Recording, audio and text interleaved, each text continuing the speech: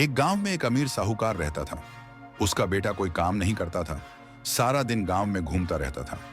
एक दिन उसको एक साधु मिला जिसने कहा कि 100 रुपये के बदले वह एक शिक्षा देगा।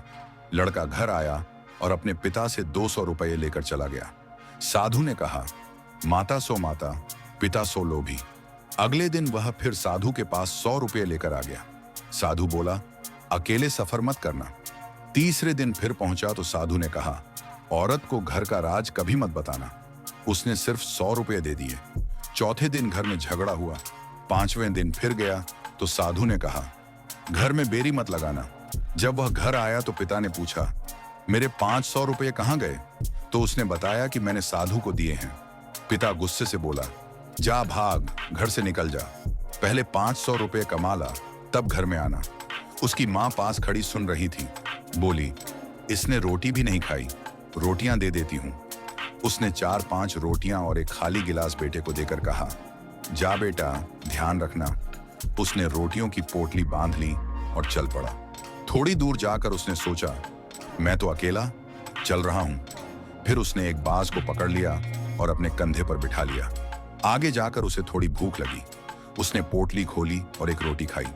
जब दूसरी रोटी तोड़ी तो उसमें से मोती हीरे गिरे। वह बहुत खुश हुआ और बोला, हाँ, ये बात सच निकली। साधु ने कहा था, माता सो माता, पिता सो लोभी। मेरे पिता ने तो मुझे खाली हाथ घर से निकाल दिया। कितना कंजूस है। मेरी माँ ने ही मेरी रोटी में हीरे मोती डाल दिए। खाना खाने के बाद वह आगे चला। थोड़ा और आगे जाने पर उसे प्यास लगी। उसने देखा कि एक पहाड़ से बूंद बूंद पानी टपक रहा था। उसने अपना खाली गिलास वहां रख दिया। जब वह भर गया तो पीने लगा। जैसे ही उसने मुंह के पास लाया, बाज ने झपट्टा मारा और सारा पानी गिरा दिया। उसे बहुत गुस्सा आया। उसने बाज को उड़ा दिया और पानी की तलाश में ऊपर पहाड़ पर पहुंच गया। वहां जाकर उसने देखा कि एक सांप मरा पड़ा है और उसके मुंह से जहर निकल रहा है। उसे समझ आया कि तीसरी बात भी सच निकली। फिर वह चल पड़ा। रास्ते में उसे एक राशन की दुकान मिली। उसने वहां कुछ मोती बेचे और खाने पीने का सामान लिया। रहने के लिए घर भी पूछा। दुकानदार बोला, मेरा घर बहुत बड़ा है, तुम्हें एक कमरा दे सकता हूँ। उसने उसे एक कमरा दे दिया। उस घर में साहूकार, उसकी पत्नी और उसकी बेटी रहते थे। वो वहीं एक कमरे में रहने लगा। एक दिन उसे याद आया कि अभी चौथी बात का असर होता है या नहीं। वो बाजार गया और एक तरबूज खरीदा। तरबूज लाकर ऊपर से छिलका उतारा और उसे कपड़े में लपेट लिया। जब वो घर आया तो उसके कपड़ों पर तरबूज का रस गिरा और लाल निशान पड़ गया। लड़की ने देखा और पूछा, तुम्हारे कपड़ों पर क्या लगा है? वो बोला, मैंने एक आदमी को मार डाला और उसका सिर काट कर लाया हूं।